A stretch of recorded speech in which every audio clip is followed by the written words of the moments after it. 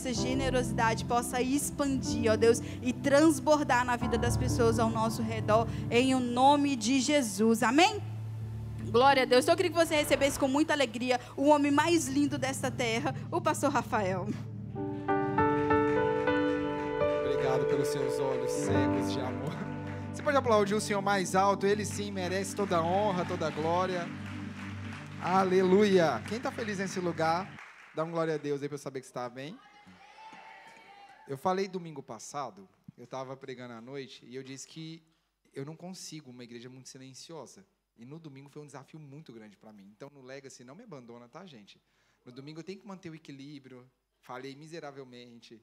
Tenho que manter uma imagem de um pastor sério. Não deu certo. Tenho que tentar manter a compostura. Todo mundo ria, falando, meu Deus, o pastor João nunca mais vai pedir para eu pregar nesse culto. Oh, Jesus tem poder. Mas aqui no Legacy é lugar de jovem, não é verdade? A tristeza salta de alegria. Então, aqui a gente vai fazer barulho, em nome de Jesus. E falando de domingo passado, eu não sei se você sabe, nós entramos no mês de setembro, e mundialmente, setembro virou o mês de conscientização, é o Setembro Amarelo. Alguém já ouviu falar? Vai rolar Legacy no sofá para falar de Setembro Amarelo, já estou te avisando, você não vai ficar sem ter, todo ano nós vamos continuar falando sobre isso. Mas é muito interessante observar como que o Senhor tem nos levado de uma forma tão sobrenatural. Não existia um planejamento de que pregar sobre isso no domingo, ou por causa do Setembro Amarelo, e hoje por causa do Setembro Amarelo. Mas, querendo ou não, eu começo a identificar uma direção do Espírito a falar um pouquinho sobre a nossa saúde emocional, que ela reflete no espiritual. Eu não sei se você entende a seriedade disso, mas você vai ver comigo aqui agora o seguinte. Quando você está triste, a sua oração quando você está triste é diferente da sua oração quando você está feliz, não é verdade? Gente, concorda comigo? Lembra? Cor de jovem. Obrigado. Quando você está feliz, você vem para o Legacy, pula, sai do chão. Obrigado, viu, Rockets, por trazer a ressurreição das cinzas. Vocês são os melhores. Cara, já não... Eu vou ter que negociar com a pastora ali nesse culto Rockets aí. Vocês só vão continuar aqui me ajudando. Senão eu vou lá para o culto Rockets fazer a bagunça lá. E quando você está triste, você já vem no culto... Quando você está triste, você tem duas escolhas. Ou você vem numa má vontade terrível, ou você vem já qualquer música está chorando, não é verdade? Começou a tocar assim, se tocou aquelas músicas bem melancólicas, tipo Bruna Carla, Sou Humano, Sonda-me, sabe aquelas músicas que você vai lá, tocou Me Ama, você está na bad, já é o suficiente. É verdade ou é mentira? Quando você está angustiado, frustrado com a vida, sofrendo alguma coisa, as suas orações, a sua leitura bíblica muda, quando você está feliz, ela é outra. Então, é meio incoerente nós descartarmos o lado emocional da nossa vida espiritual quando eles andam juntos. E o pastor João fala muito isso aqui em nossa igreja, que nós somos um ser tricotômico, nós somos divididos em corpo, alma e espírito. Então não adianta nós falarmos só do espírito e querer desenvolver uma saúde espiritual fantástica quando um não se separa do outro. Concorda ou discorda? Se eu te falar para você orar todo dia 3 horas da manhã, mas você trabalhou o dia inteiro extremamente cansativo, o seu corpo já não está pedindo conta e quer dormir? Verdade ou mentira? Então, dá para separar um do outro? Não dá. Mas fato é que a palavra de Deus tem ferramentas, tem sabedoria, tem instrução do Espírito para que nós possamos cuidar de todas as áreas da nossa vida e sair daqui edificados. Você crê nisso? E semana passada, eu falei à noite em como ter alegria em meio às lutas, só para você ter um gostinho, porque eu vou continuar um pouco a pregação de semana passada. Ela é independente, mas eu te aconselharia, te daria essa dica, que você fosse lá ouvir, para que o Senhor continuasse falando contigo. E para hoje, eu queria que você abrisse a sua Bíblia no livro de Mateus, capítulo 7, versículo 24.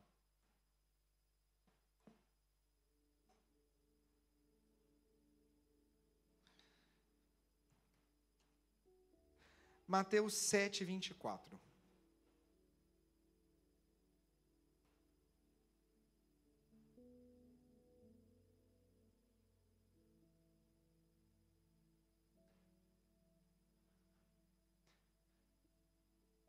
E enquanto você vai abrindo, quem já abriu, deve ter visto aqui no telão que o tema de hoje vai ser Quando a Chuva Vem.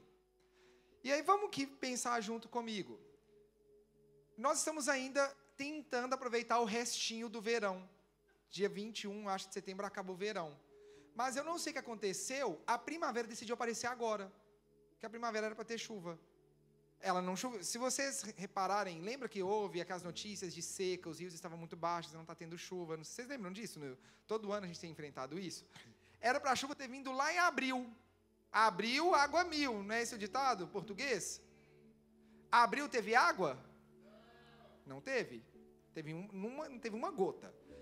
Ameaçaram que ia ser o inverno mais frio dos últimos não sei quantos mil anos. Fez 23 graus. O povo estava na praia no inverno. Eu não estou reclamando. Falei, Senhor, se você quiser inaugurar um novo tempo sobre essa nação, estou aqui já até de camiseta, pronto e aguardando esse verão vindo no inverno. Gente, e você que gosta do frio, por favor, vai orar, vai sondar seu coração. Não é possível você gostar de frio. Gente, não tem condição você falar que você é crente e falar, eu gosto de frio. Já falei com minha esposa, precisa converter umas 3 vezes. Gostar de frio, gente, que vida amarga. Olha o sol. Gente, é tão diferente quando você já levanta o sol, vai cozinhar, você não vai dormir, você vai reclamar? Vai. Mas ao invés de reclamar, ora para Deus te dar dinheiro para comprar um ar-condicionado. O problema não é o calor, o problema é a condição que nós temos que passar pelo calor. O calor não tem culpa. Você vê rico reclamando de calor? Não, porque tem um ar-condicionado. Rico não reclama de calor por quê? Porque ele anda de carro, com o ar-condicionado ligado. Então vamos orar para essa condição. Não reclama do verão. Eu prefiro o frio. É só para um agasalho e está feito. Que vida amarga. É calor. Quem é time calor, dá um glória a Deus aí. Cadê o time inverno para eu conhecer? No final do culto, faremos uma corrente de oração deste lado. Você vem. Gente, não dá.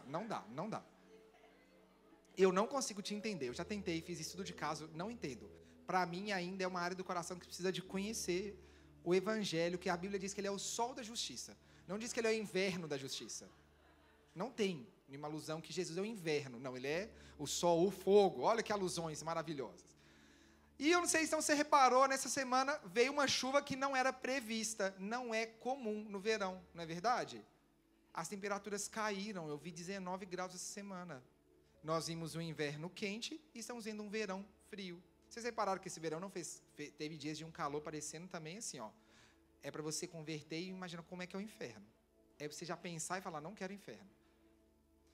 Mas, se nós trouxermos para a nossa vida espiritual e nossa vida natural, essa chuva meteorológica, ela veio. Ela nem sequer foi prevista. E quando a chuva, falando de lutas ou dificuldades, vem na nossa vida? Porque você concorda comigo que Provérbios 27 vai dizer que o prudente antevê o perigo e se prepara. Você pode planejar toda a sua vida, você pode ter reserva de emergência, você pode ter sua vida toda estruturada, mas todos nós podemos ser pegos de surpresa, não é verdade? É verdade, gente? Voltemos, cadê o Legacy? Obrigado. Toda vez que você fizer uma pergunta, ela não é retórica, tá? Ela é o diálogo. Então, aguardo, tá? Resposta ao diálogo. Obrigado. Então, se eu me planejo e ainda assim podem vir chuvas, o que me resta é saber como lidar quando a chuva vem. Não é verdade? Você planejou essa semana, para quem é voluntário na igreja, essa semana está todo mundo numa bad aqui muito esquisita, que é o último fim de semana disponível até a volta de Cristo, não sei o quê, que é o único fim de semana, e todo mundo estava planejando ir torrar na praia, e vai fazer o quê? Frio e chuva. Gente, a gente tem um dia de sossego, a gente tem um dia de descanso, a chuva está lá. A chuva veio, não veio? Eu planejei a chuva? Eu mandei a chuva vir? Eu fiz a dança da chuva? Eu nem acredito nisso. Se eu fizesse, eu estava endemoniado. Mas ela veio. O que fica agora é entender o que fazer quando a chuva vem. Se ela vem, lida com ela. Concorda comigo? Você está com Mateus capítulo 7 aberto. Feche seus olhos aí só um minutinho para a gente orar por essa palavra. Espírito Santo, obrigado porque o Senhor fala conosco através de sinais, maravilhas, fala conosco no meio dos louvores, fala conosco por meio da oração e fala conosco também através da palavra. A sua palavra, Pai, é viva, eficaz, ela transforma, ela liberta, ela traz entendimento, ela traz crescimento espiritual, ela traz mudança de vida. E eu oro nessa noite que essa palavra possa ser uma semente sendo lançada e que caia em terras férteis em nome de Jesus. Que possa haver fruto. Eu oro também por aqueles que estão aqui hoje e que chegaram passando pelas piores tempestades da vida, mas que nessa noite possa voltar a ter paz em nome de Jesus. Que haja bonança nessa noite, em nome de Jesus. Amém. Amém, gente? Mateus 7, 24 diz: todo aquele que ouve essas minhas palavras e as pratica, será comparado a um homem prudente que edificou a sua casa sobre a rocha. E caiu a chuva, transbordaram os rios, sopraram os ventos e deram com ímpeto contra aquela casa, que não caiu, porque foi edificada sobre a rocha. E todo aquele que ouve essas minhas palavras e não as pratica, será comparado a um homem insensato que edificou a sua casa sobre a areia. E caiu a chuva, transbordaram os rios, sopraram os ventos e deram com ímpeto contra aquela casa.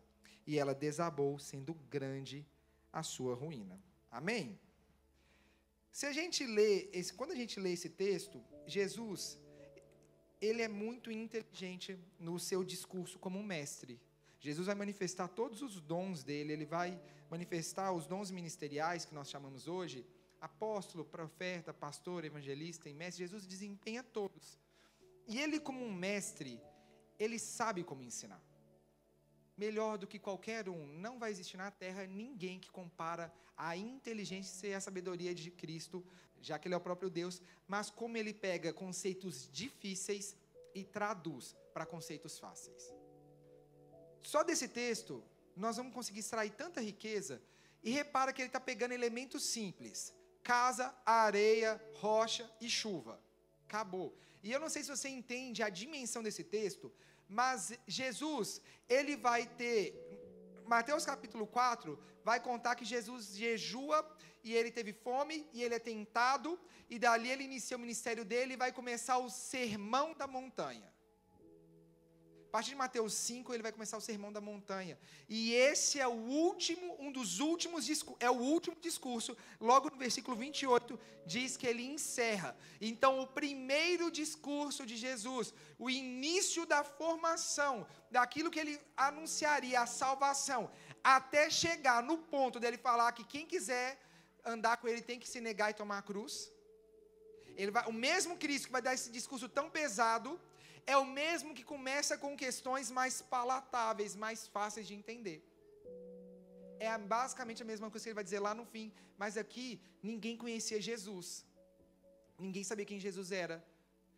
A cultura judaica estava estabelecida por meio das leis.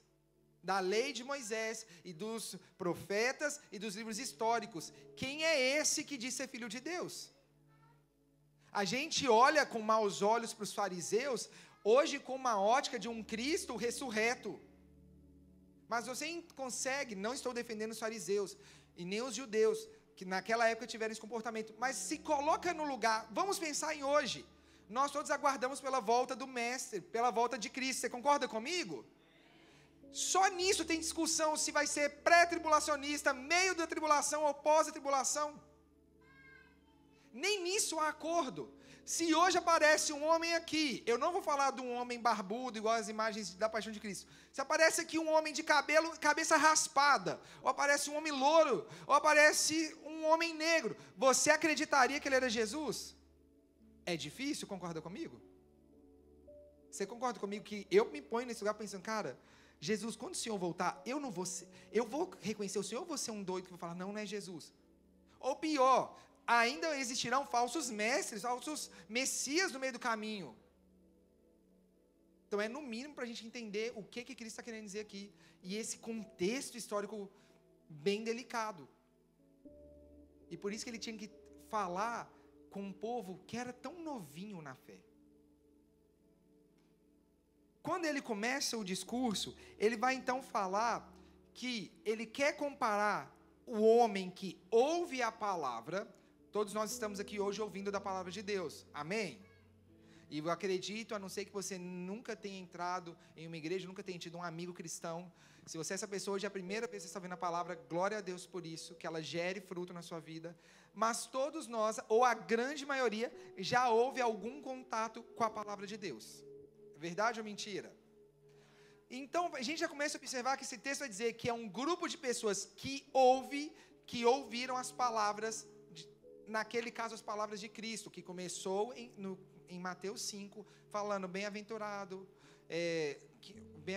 que são perseguidos, bem-aventurados que têm fome de justiça, bem-aventurados os pobres de espírito, bem-aventurados os humildes de coração. Ele vai dando várias bem-aventuranças. Depois eu passo para Mateus 6, que vai falar sobre buscar, não ajuntar tesouro na terra, não preocupar com o que vai comer, com o que vai vestir, vai falar, buscar primeiro o reino de Deus, vai falar dos 2 senhores, e aí ele vai entrar em Mateus 7 e vai terminar aqui. Então ele falou ele começa a falar, eu estou direcionando esse discurso para aqueles que ouvem as minhas palavras, que estão ouvindo ela desde que eu comecei esse sermão e que ouvirão daqui para frente, e dentro desse grupo se dividem em 2 subgrupos, os que praticam e os que não praticam. Porque ouvir, a não ser que você tenha algum problema auditivo, todos nós somos habilitados para ouvir a palavra de Deus. Não é verdade? Eu tenho, meu afilhado, ele está aqui, vocês já viram como é que eu sou apaixonado com ele. Todo culto ele participa, né, do meu culto. Porque, cara, criança ensina demais. E essa semana, ai gente, ele é fofo demais. Essa semana, a mãe dele mandou para nós o vídeo do devocional dele, perguntando quem foi o rei mais inteligente, não foi isso? O rei mais sábio. O menino de 2 anos e meio sabia dizer que era Salomão. E não é só isso que ele sabe dizer, ele sabe contar um monte de história. Gideão, Jonas, Elias, agora está com a de Elias eternamente, para sempre, amém. Uma criança de 2 anos já está recebendo da palavra de Deus. Então você concorda comigo que eu não posso dizer que nem a idade é um fator que impede de ser semeada a palavra de Deus? É claro que em cada idade tem uma forma, um jeito. Então aqui Jesus está dizendo, olha, quando vocês recebem a palavra, vai existir alguma situação que mostra aqueles que praticam e aqueles que não praticam. E é quando a chuva vem. Concorda comigo? Que o que ele vai separar os que praticam dos que não praticam, como a casa se comporta quando a chuva vem. Então a primeira coisa que eu quero que você entenda nessa noite, quando a gente lê os versículos 24 e 25, é que, lindo do meu coração, precioso de Jesus, as chuvas são inevitáveis. Não existe no reino de Deus, nesse mundo cor-de-rosa que você inventou, nesse mundo florido, uma chance de você se considerar cristão genuíno e não ter chuva. Combinado nesse ponto? Porque se a gente olhar a chuva pela chuva, a mesma chuva que abalou as 2 casas, ou que veio sobre as 2 casas, melhor dizendo, é a mesma chuva que rega a terra. É a mesma chuva que vem trazer o tempo de umedecer a terra para que haja fruto. Para você, a chuva hoje pode ser algo que está estremecendo a sua casa, mas para o irmão do lado, é a chuva que está regando a terra. Então você entende comigo que a chuva é inevitável? Ela é necessária. Ela não só é inevitável, como ela é necessária. Quando você passar por luta, aí volta um pouco da pregação da semana passada, se alegre. Paulo vai dizer em vários discursos que ele se alegra nas tribulações, que elas produzem perseverança. Então, para a perseverança era necessário que houvessem lutas. E essa semana a gente teve uma matéria no Carisma, a Autoridade do Crente, uma baita matéria. E é aquela matéria que você vai juntando vários pontos, sabe assim, que a sua mente vai borbulhando, porque aí que mora o perigo, o professor foi muito sábio na forma que ele ensinou, que ele estava mostrando o perigo de você ser negligente e esquecer da autoridade que foi conquistado na cruz. Não foi pelo seu mérito, não é pelas suas obras que você tem autoridade. Mas ele também falou sobre o outro lado, que é tão convicto na autoridade que ignora que as lutas virão. Vou te dar 2 exemplos claros para você entender como que luta. As chuvas, elas vêm e são necessárias. A primeira delas, quando a gente olhar para o livro de Jó, começa o capítulo 1 num discurso, num diálogo, falando que o Senhor estava no seu trono, com os anjos lá ao redor, e o diabo vem até ele e fala, e Deus fala, você viu Jó na terra? Homem justo, íntegro. E Jó pede permissão para tentar, para poder tocar, e o Senhor fala que não pode matar ele, que pode tirar os bens, mas não pode matar. E vai a partir do capítulo 2 até o capítulo 38, um diálogo de 3 amigos e Jó, e é uma briga ferrenha. E Jó está tão convicto que ele é um homem justo, íntegro e reto, que ele fala, eu quero ir no tribunal contra Deus. Você teria coragem? Não estou dizendo coragem no sentido de você ser arrogante, mas se você seria tão convicto que você é justo, que você falava, Deus, pode vir aqui para o mano a mano que eu me garanto. Por mais que a gente julgue Jó, uma coisa mostra, esse homem vivia uma vida reta. Por que não ia chamar Deus para o mano a mano se esse homem não fosse convicto? Fala que ele sacrificava ao Senhor pelos filhos dele, porque ele tinha medo dos filhos terem pecado contra o Senhor. E quando a gente olha para essa história, e se acabar no capítulo 38, nós vamos concluir que Deus é ruim. Deus deixou Jó, o homem justo, ser tocado? Começa a atenção que esse homem é bom. E com pessoas boas, coisas ruins acontecem? Não. Não pode. Ele é bom. Ele não fez nada de errado. As coisas ruins são por castigo. Quantas vezes a gente não associa erradamente que a chuva ou os problemas só acontecem com pessoas ruins? Como se fosse um castigo. Quantas vezes a gente não ouviu falando, Deus pesou a mão, né? Gente, Romanos tem um texto, foi até a Gabriela que pregou um dia no GC, e aquele texto virou uma chave na minha mente, que eu nunca tinha pensado tão profundo nesse texto. Romanos 8 vai dizer, quem foi o conselheiro de Deus? Resumindo o texto. Gente, nós temos que parar urgentemente de decidir se a ação de Deus é por penalização, por correção, por amor, não é da nossa conta. E muito menos eu sou árbitro de Deus para falar assim, o irmão ficou enfermo. Irmão, você pecou. Gente, desde que dia eu estou sondando a mente do Senhor para saber, Deus mandou sobre ele essa doença, porque Deus está castigando ele. Que sabe qual que é o perigo quando a gente abre a boca para falar algo da nossa carne? Que nós estamos... Deus, ele é santo, perfeito e incorruptível. Mas nós dificultamos o evangelho, a ação evangelística, porque nós estamos vendendo uma imagem de um Deus que nem sequer é o que nós servimos. A não ser que você tenha plena certeza do seu chamado profético, que aí o profeta está lá em outro rolê, cuida da sua preciosa vida, querido, por favor. Com muito amor em Cristo. Receba, porque isso avacalha.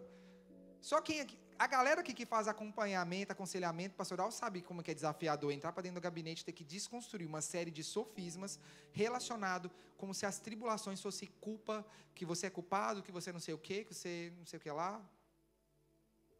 A chuva é inevitável. Quando a gente lê o capítulo 39, nossa, e é o capítulo mais legal, que Deus chama Jó, fala, Jó, se arme para a batalha, que agora eu vou falar. E Deus começa a descascar Jó, falando, você estava lá na fundação do mundo? Foi você que me deu ideia de como que eu tinha que fazer a terra? Você estava lá quando eu criei os mares? Deus começa a falar com ele desde Gênesis. Foi você que estava lá quando eu fiz alguma coisa dessa? Quem é você, Jó, para falar isso? E Deus, o mais inteligente, o mais interessante é que ele não justifica o porquê da ação dele. Deus não fala, Jó, eu fiz isso para não sei o que, não sei o que. Deus só fala, quem é você, Jó? E o mais legal, que aí no capítulo 42, Jó vai responder dizendo que aí nós entendemos por que as chuvas são inevitáveis e necessárias. Ele fala, esse homem tão devoto, tão reto, tão íntegro, ele conclui que ele só conhecia Deus de ouvir falar. Mas que no meio daquela chuva, ele conseguia agora entender que os olhos dele viam o Senhor. Ele não teria concluído isso se o Senhor não tivesse tirado tudo dele. Ai, Rafa, isso é a velha aliança, não sei o que. Ai, que povo que faz isso, me dá já uma gastura. Mas vamos então para o Novo Testamento. Paulo e Silas, eles foram presos. Gente, 2 homens de Deus, missionários, levando o evangelho por toda a Europa e Ásia, esses caras pipocando de abrir igreja.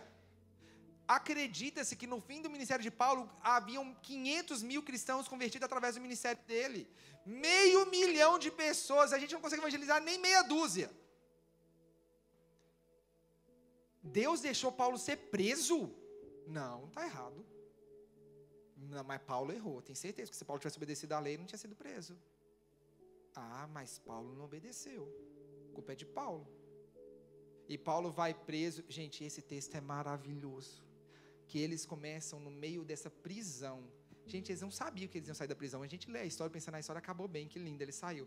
Mas se coloca, vamos exercitar o Rafa Flix? Se coloca no meio da cena. Você acabou de ser preso por pregar o evangelho. Você não sabe se vai sair de lá.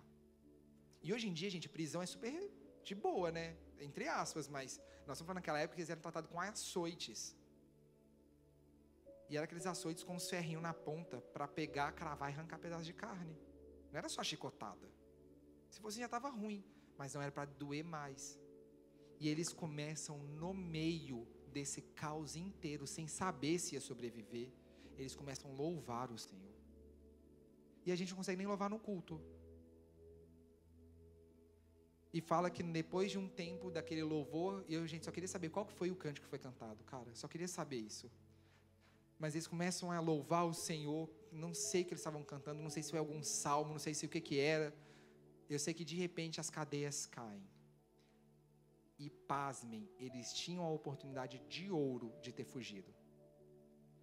E Paulo e Silas decidem não sair, porque o carcereiro fala, todos os bandidos saíram, eu vou me matar, vou morrer, eles vão me matar. E ele fala, não, a gente está aqui. A porta abriu, gente. Mas pela postura de Paulo e Silas, aquele carcereiro se converte, e não só ele, mas a família dele. A chuva para Paulo foi só uma perseguição que poderia ter custado tudo, mas produziu glória. Se não tivesse havido a prisão, não haveria a conversão. Você consegue entender comigo que as chuvas são inevitáveis? Valoriza ela, querido. O Senhor não te permitiria passar por ela se não houvesse algum propósito. Não está em jogo aqui a autoridade, se a ação demoníaca, se a ação diabólica. Eu te falei de Jó. Foi o diabo que deu a ideia. E se o Senhor permitia, porque o Senhor tinha um propósito. Deus não é pego de surpresa, Ele não é enganado, Ele não é de forma nenhuma derrotado. O inimigo nunca vai derrotar o nosso Deus. A palavra diz que o nosso Deus é o Deus que transforma maldição em bênçãos. Então, se um ataque começou pelo maligno, fica tranquilo. A autoridade que o cristão tem no nome de Jesus permite que essa maldição se transforme em bênção. Porque o Senhor não é pego de surpresa. Segundo ponto. Vamos lá em 2 Coríntios. Eu acabei dando já o tópico, mas eu queria ler para você 2 Coríntios 12, versículo 7. Para você ficar assim, tão impressionado como eu fiquei. Eu te disse que as lutas não são só inevitáveis, mas elas têm um propósito. E você pode não acreditar nisso, que as lutas têm um propósito. Mas falando desse mesmo Paulo,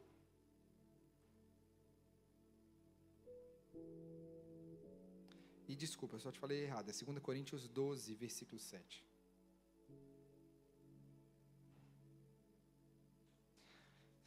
E para que eu não ficasse orgulhoso com a grandeza das revelações, foi-me posto um espinho na carne, mensageiro de Satanás, para me esbofetear, a fim de que eu não me exalte. 3 vezes, quantas vezes? 3 vezes pedi ao Senhor que afastasse de mim. Então ele me disse, a minha graça é o que basta para você, porque o poder se aperfeiçoa na fraqueza. De boa vontade, pois, mais me alegrarei nas fraquezas, para que sobre mim repouse o poder de Cristo. Porque por isso sinto prazer nas fraquezas, nos insultos, provações, perseguições, angústias, por amor de Cristo. Porque quando sou fraco, então é que sou forte. O Deus que diz não se manifesta, glória a Deus. Vamos, gente, precisa ser abolido hoje essa fala de que Deus só quer o seu bem e que você nunca pode ficar triste. Deus só quer o seu bem, mas o bem é na ótica de Deus, não é na minha ou na sua ótica. O perigo, aí você entende por que Deus fala para Adão, não come da árvore do conhecimento do bem e do mal. Porque só que eu falei de calor e inverno, nós não entramos em acordo em uma mera questão. básica. Para mim, o bem é o calor. E deveria ser a nação inteira. Mas para um povo que ainda não entendeu a dimensão da grandeza do verão, o inverno é melhor. E é daí que vai nascer as facções, divisões, contendas, discórdias, iras, brigas, todo tipo de mal nessa área. E quando Paulo, o capítulo começa dizendo que Paulo fala dele na terceira pessoa, que ele não quer nem dizer que era ele, mas ele fala, conheci um homem que foi levado ao terceiro céu e teve revelações tão maravilhosas que nem sequer podem ser descritas. E para que esse homem não se orgulhasse do que ele viu, foi colocado sobre ele um espinho na carne, o mensageiro de Satanás, para esbofetear. Não há uma explicação do que é o espinho na carne. Alguns acreditam que é enfermidade, outros acreditam que são pessoas, outros acreditam que é perseguição. O que é fato é algo que incomodou muito ele, a ponto de ele pedir 3 vezes para Deus, Deus, tira isso de mim. E Deus falou, não. Porque essa dor tem um propósito. É para que você seja fraco. Gente da iluminação, aconteceu qualquer BO aqui, fez um não boom, mas ficou cinematográfico. O negócio ficou de outro mundo. E voltou bem cegano. Obrigado. Nem teve um.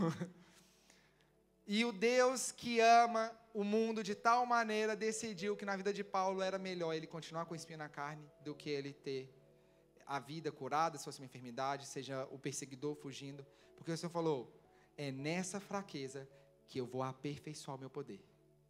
Mas Deus é tão maravilhoso que ele diz, não só isso, mas ele diz, a minha graça te basta. Graça é favor de Deus. Então, o favor de Deus, a bondade dele, tudo que a gente não merece, basta. Não é a cura que basta, é a graça dele que basta. E Paulo fala, já que isso tem um propósito, então vou me alegrar. Porque quando eu sou fraco, é aí que eu sou forte. Você pode, então, sair daqui, além de entender que é inevitável, quando vier a chuva sobre a sua vida, entende, é para fazer algo.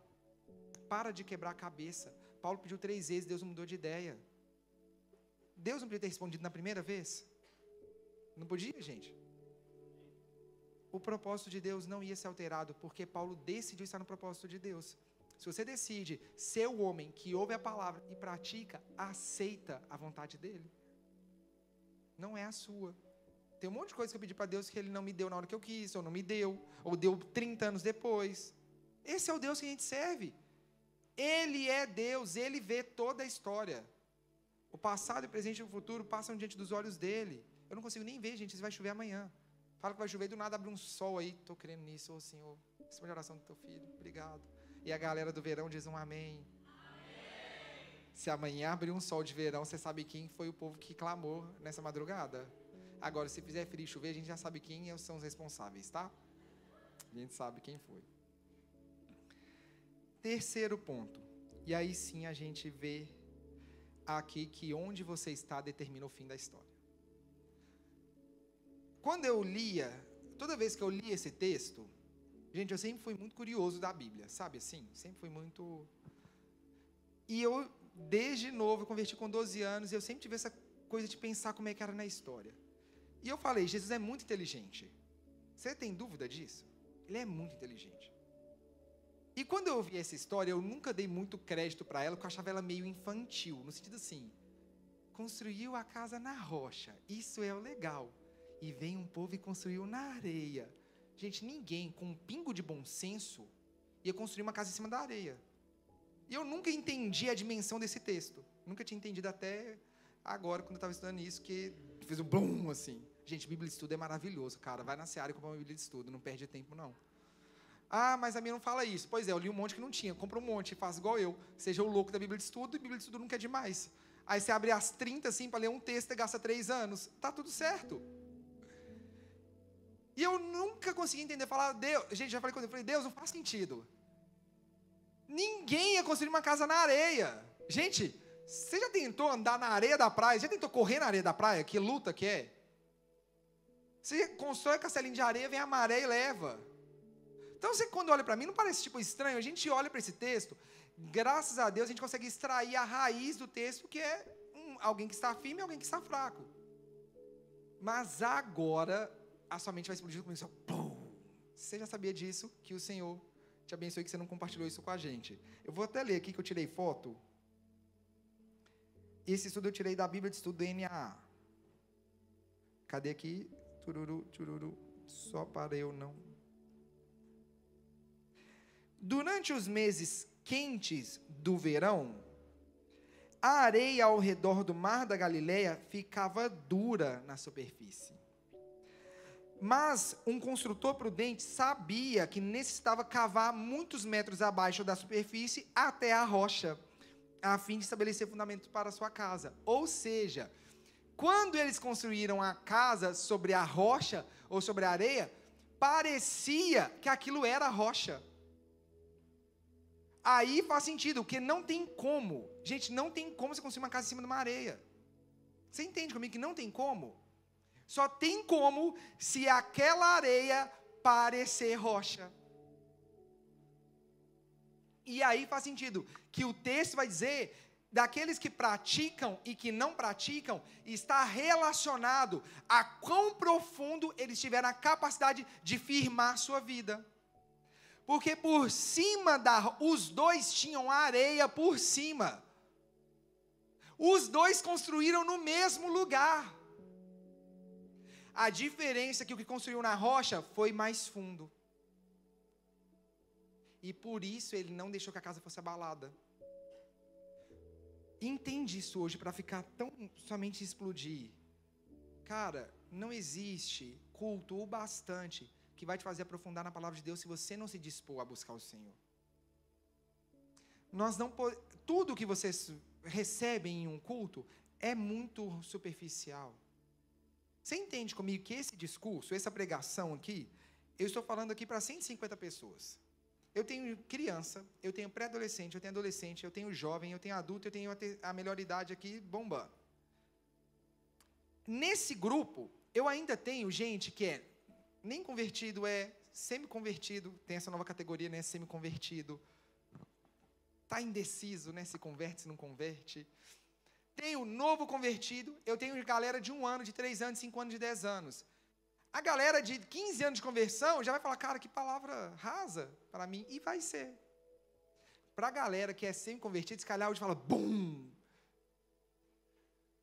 Culto serve para te instigar. Você vai receber um alimento, que a palavra de Deus, ela é esse alimento. Você pode dar glória a Deus por isso? Mas ela serve de combustível para te levar aos pés do Senhor. E lá, começar o relacionamento. Se você criar relacionamento com o Senhor só cada uma vez por semana, querido, que relacionamento ruim você tem. É aquele amigo que você não vê há uns 10 anos, você até gosta dele, mas na hora que acaba a conversa, você vai ver ele daqui de novo 10 anos. Gente, essa amizade é super legal. Eu tenho amigos e eu gosto desse tipo de amizade, não com o Senhor. Mas eu gosto da amizade que eu não tenho que fazer nada e a amizade é sempre boa. Sabe aquela amizade que é saudável, que você não tem que ficar... Gente, que a amizade dá trabalho, não é verdade? Por isso que é melhor ter uns 5 amigos bons do que uns 10 ruins. Porque os 10 vai ter que gastar energia. Não é verdade? Gente, concorda comigo, só para saber que você está aqui, só para eu não sentir. Alguém concorda comigo que amigo dá trabalho? Tem dia que você não quer ver ninguém, mas pelo bem da amizade que você vai fazer. Você vai. Eu tenho um amigo, gente, que eu fiquei de visitar ele quando a mulher dele estava grávida. Eu fui ver o filho dele, tinha 1 ano de idade. Quase 2 anos até eu ver o menino. Né? 9 meses de gravidez, mais 1 ano. Você vê a vergonha que eu passei? Mas sabe o que é melhor? É ter um amigo que nem jogou na minha cara. Eu falei, ai, que amizade boa. Daqui mais 2 anos, eu já brinco com ele, daqui 2 anos eu te vejo de novo e tá tudo certo. Mas o problema é que esse tipo de amizade, apesar de ser muito boa, demonstra que não há muita profundidade. É superficial, não é verdade? Infelizmente. Quanto menos energia você gasta em algo, mais raso isso é.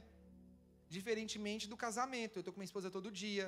Gente, eu gosto de brincar. O povo vê que eu brinco muito com minha esposa. A gente é muito brincalhão. A gente se conhecia. Antes de namorar, foram 2 anos de amizade. Amizade verdadeira, só por ser amigo. Depois que casamos, cultivamos amizade. Hoje eu já sei ver as manias dela, os tiques esquisitos que ela tem, sabe? Já sei interpretar assim, ó, leio até mente. Já adquiri um novo dom. Priscila pensa e fala, eu sei o que você está pensando. não pensei em nada. Não me engano, Priscila. Só a cara. Aí tem umas covas que não esconde. Estratégia. Se você quer ser o prudente que constrói a casa, entende. Para os dois lados vai vir a mesma chuva. Não veio a chuva para os dois?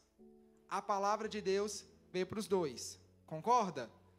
A areia estava nos dois níveis. Porque os dois Jesus está falando que construíram no mesmo lugar.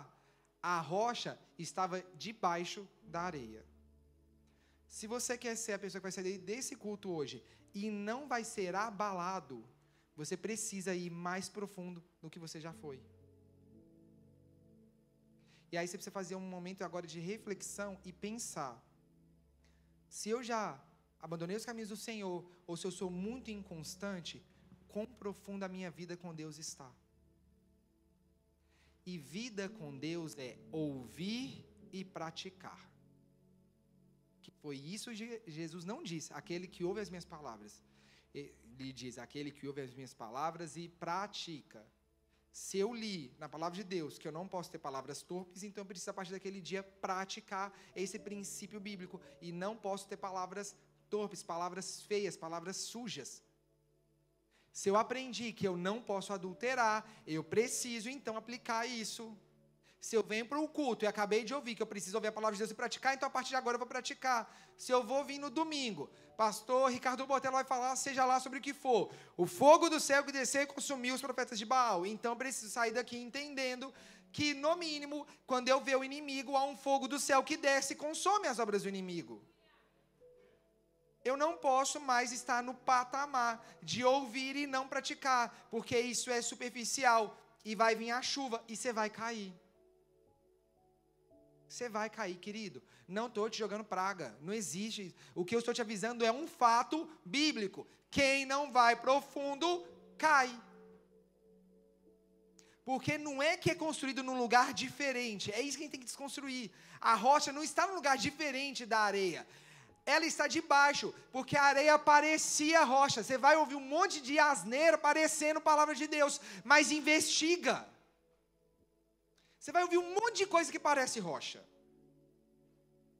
Um monte de discurso, um monte de mentira. Mas os que são prudentes vai investigar para praticar. Gente, não tenha medo de investigar a palavra de Deus. Não tenha medo de estudá-la. Tenha medo de ser enganado por falso mestre. Isso que devia dar medo. Gente, eu vi hoje, pastor Thelma Martinello, acordou doido. Assim, corajoso aquele homem. E foi falar sobre isso, no caso era abuso religioso, era sobre maus exemplos de pastores e líderes e não sei o quê. E eu logo me lembrei de que eu vivi isso. E o mais engraçado é que todo mundo que vive essa experiência tem um fator em comum. A falta de conhecimento da palavra de Deus. Que à medida que você conhece a palavra de Deus, não estou te ensinando a ser arrogante, não estou te ensinando a ser submisso e nem soberbo, mas no mínimo, entender o que você está vivendo. Cara, que aí é muito melhor. Nossa, para um pastor, quando você conversa com alguém que quer mais a palavra de Deus e estuda ela, é muito legal o papo. Porque aí flui, aprofunda. Meu querido, sai daqui desesperado pela palavra de Deus. Que eu te garanto que você não vai cair. Se você ouvir e praticar. Isso aqui está dizendo que se ouvir e praticar, está relacionado à profundidade. Porque é mesmo isso, a prática vai levando à profundidade. No início, a sua prática vai ser, o que eu falei, não mentir. Vai chegar um tempo, e eu creio que esse tempo chegará na sua vida em nome de Jesus, se ainda não tiver chegado, se tiver chegado, que ainda vá mais longe. Foi o que nós ouvimos também na aula do carisma, que Deus é galardoador, Ele é abençoador, Ele é lindo, Ele provém, Ele prospera, Ele dá abundância. Mas existe um nível de fé que a gente pode entrar, que fala, Deus, eu não quero nada disso. Eu só quero estar onde o Senhor me mandar ficar. Se for no meio da pobreza, pode me mandar. Mas isso é uma caminhada. Não queira viver isso se você não está na fase de não parar de mentir. Primeiro, vamos praticar o não mentir. Mas vai caminhando nesse lugar. Porque Deus pode até te dar muita riqueza. Mas é porque não é que você ambicionou a riqueza. É porque para o propósito dele, essa riqueza é necessária na sua vida. Mas você também pode estar no extremo oposto. Não tem nada. zero, duro, sabe assim, uma pindaia. Glória a Deus. Se você estiver no centro da vontade de Deus, você precisa discernir se é a vontade de Deus ou se é um lugar de escassez pelo posicionamento errado. Você pode se colocar de pé no seu lugar para nós orarmos?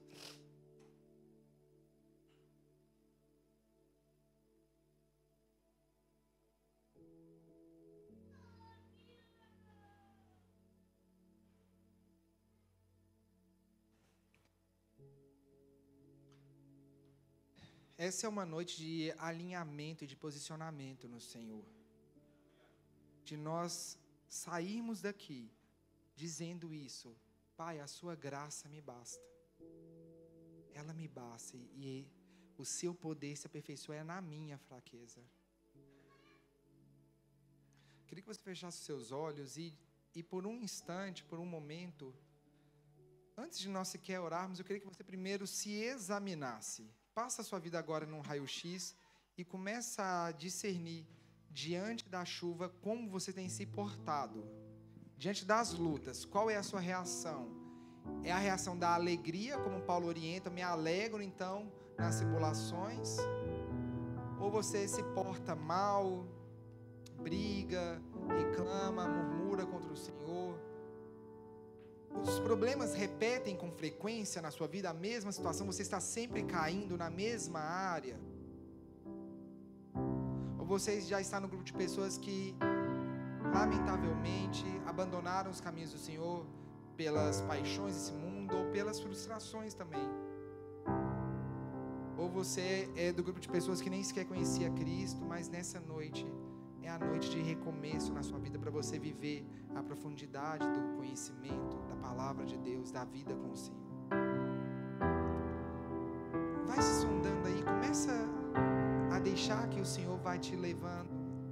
Profetizo isso em nome de Jesus, que o Espírito de Deus vai te levar agora nos cômodos, nas áreas da sua vida, naquele quarto sujo, entulhado, e te mostrar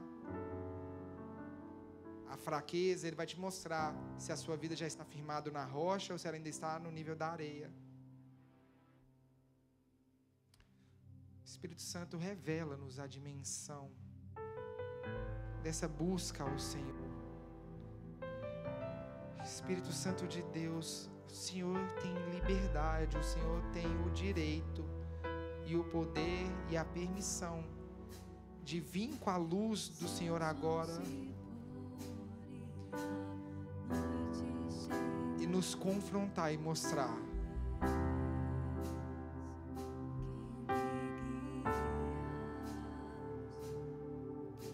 se a tempestade me alcançar, tu és meu abrigo.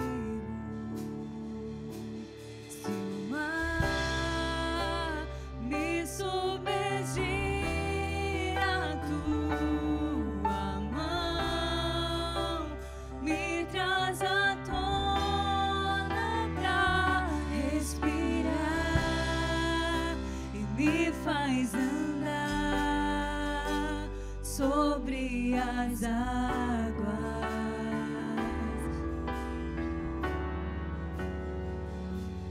Tu és o Deus da minha salvação, és o meu dono, minha paixão, o meu louvor e o meu louvor. Queria te convidar agora a começar a orar. E nós vamos fazer um pouco diferente. Eu queria que você desse as mãos para o seu irmão do lado. Nós vamos orar aqui em unidade. Vai dando as mãos aí, porque nós vamos orar juntos para que o Senhor nos firme sobre a rocha. Começa a pedir ao Senhor nessa noite para que Ele te aprofunde. Pede o Senhor para levar não só você, mas o seu irmão a viver a um nível de profundidade com o Senhor. Comece a orar, querido. Vai orando, falando: Deus, eu não quero viver no raso, eu não quero viver no superficial. No superficial eu vou cair, no superficial eu vou ser destruído, a chuva vai vir e eu não vou suportar. Mas nos lugares profundos, firmado na rocha, firmado verdadeiramente em Cristo, eu não vou afundar, eu não vou morrer. Se eu firmar os meus pés no Senhor, se eu me aprofundar no Senhor, eu não vou cair. Se eu me aprofundar no Senhor, eu não vou cair. Então nessa noite eu te peço, nos aprofunda. Chega do raso, chega do raso, chega do raso, chega do raso. A luta vai vir, mas não tem problema. Eu não vou me abater, eu me alegro na luta, eu me alegro na luta, porque o Senhor é a minha rocha, o Senhor é a minha força, o Senhor é quem me sustenta. Se a luta vier, eu não vou me prostrar, porque eu já firmei os meus pés no Senhor. Eu já firmei os meus pés no Senhor. E uma vez que eu encontrei o Senhor, eu não tenho para onde ir. Começa a clamar, fala: Deus, eu não quero cair na luta, eu não quero me prostrar, eu não vou ser derrotado, porque o Senhor é o meu escudo, o Senhor é a minha força, e a quem eu temerei? A quem eu temerei? O que eu vou temer? Se o sol se pôr e a noite chegar, tu és quem me guia. Se a tempestade me alcançar, tu és meu abrigo.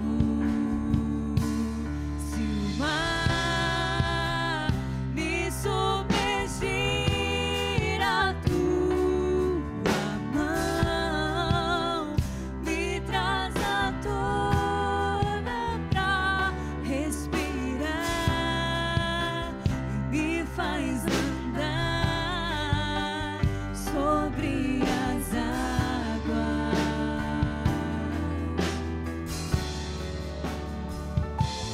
Tu és o Deus da minha salvação,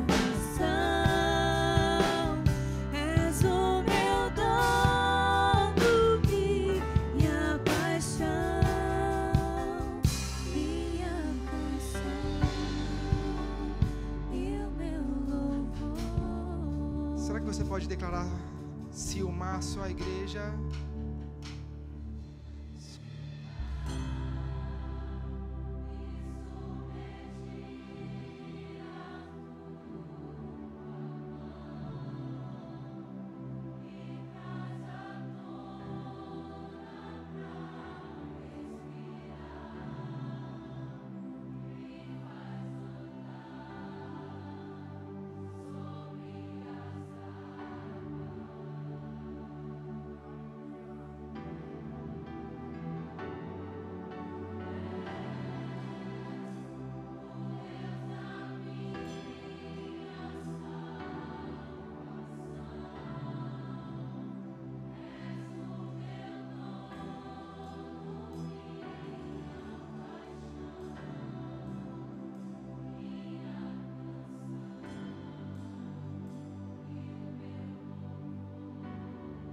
Será que você pode dizer aleluia?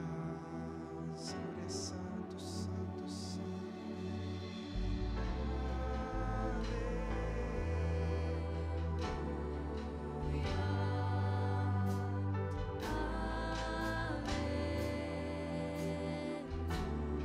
Nós louvamos o Senhor no meio da luta.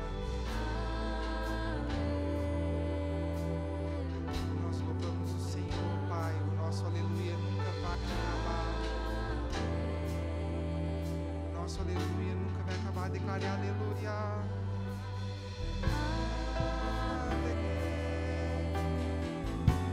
Esse aleluia não vai se acabar, Deus. Nossos lábios sempre exultarão o Deus da nossa salvação. Declare aleluia.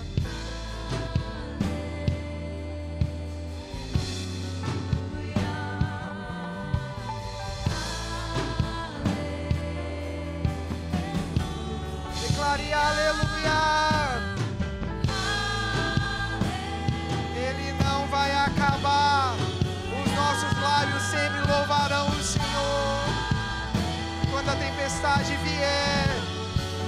Quando a prisão vier, cantaremos aleluia. Quando a prisão vier, as cadeias cairão, porque cantaremos, cantaremos, cantaremos aleluia. Não cesse de cantar aleluia. O céu se enche, o céu se enche, o céu se enche.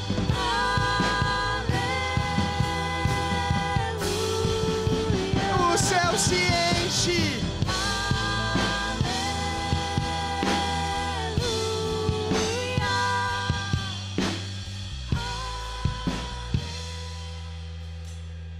Mais uma vez, declare: se o mar, vamos profetizar. Se o mar, você vai ser curado nessa noite.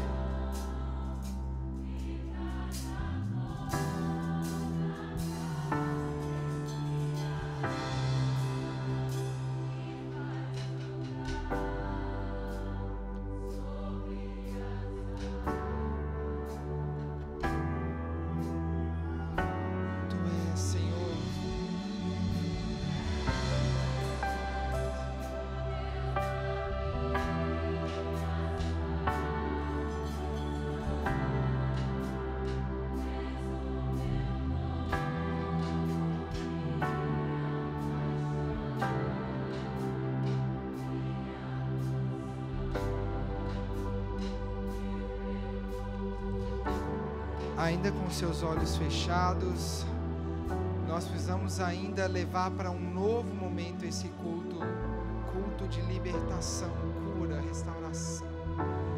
Mas eu quero fazer agora um convite específico, e por isso eu precisava que seus olhos continuassem fechados. Pode continuar de mão dadas.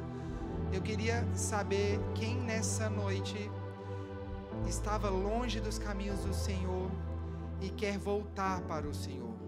Se você é essa pessoa que quer voltar para o Senhor, que estava longe dele, que você ou nem sequer caminhava com ele, mas hoje quer entregar a sua vida para Cristo ou voltar para Cristo, eu queria que você fizesse um sinal com a sua mão. Você que é essa pessoa, levante a sua mão bem alto, que eu preciso te enxergar. Se tiver alguém aqui nessa noite, levanta a mão bem altão assim para eu enxergar, que senão eu não enxergo, porque eu não enxergo muito bem não. E se houver alguém que sinta constrangido e não quiser fazer esse momento agora, no fim eu queria que você procurasse a minha esposa ou a minha esposa, porque eu quero orar contigo. Você não pode ir embora sem que nós possamos orar por você. E antes de encerrar o culto, vamos louvar mais uma vez, porque está um clima tão bom de adoração ao Senhor, e o Senhor está nesse lugar.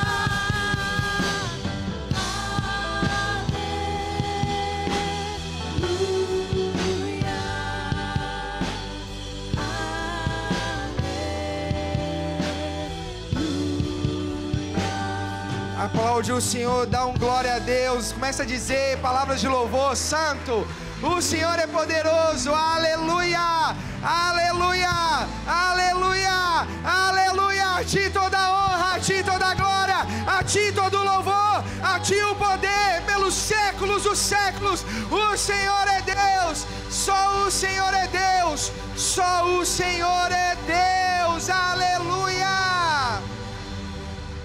Aleluia! Então hoje você já recebeu uma dose, não só para a sua mente, para as suas emoções, mas também para o seu espírito. Nós nos alegramos nas lutas e as chuvas podem vir, que nós vamos firmar no Senhor. Mas lembre, é com profundidade, ok? Não é no raso, é no profundo.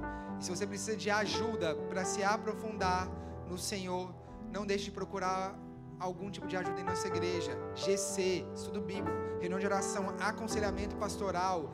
discipulado, batismo. A igreja tem milhares de ferramentas para que você seja edificado. Depende agora de você. Amém? Se você não sabe por onde começar, você procura mim e minha esposa, eu mando mensagem no telefone da paz. Eu quero a ajuda de algum pastor, que eu quero aprofundar no Senhor. E aí logo se vê. Mas você tem tudo da nossa parte, o Senhor tem nos dado ferramentas. E agora também uma resposta sua a isso em nome de Jesus. Amém? Vamos orar para acabar esse culto então.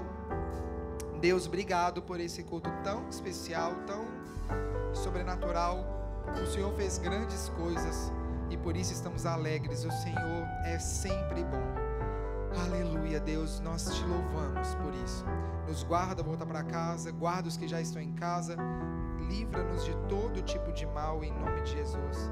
Mas quando a chuva vier, nós entenderemos que ela foi permitida pelo Senhor e que nós não vacilemos, que os nossos pés sejam firmados na rocha, que nós possamos ouvir a sua palavra e praticá-la em nome de Jesus.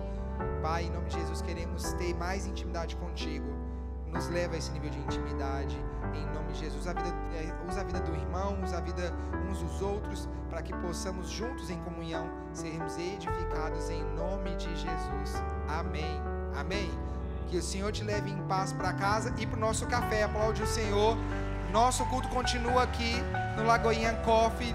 E você de casa, espero que você tenha sido edificado. E eu quero te conhecer. Se você foi visitante, primeira vez no nosso culto, nos mande uma mensagem no nosso telefone da paz. Nós queremos te receber. Esperamos você em um dos nossos cultos nesse fim de semana. Que o Senhor te abençoe em nome de Jesus.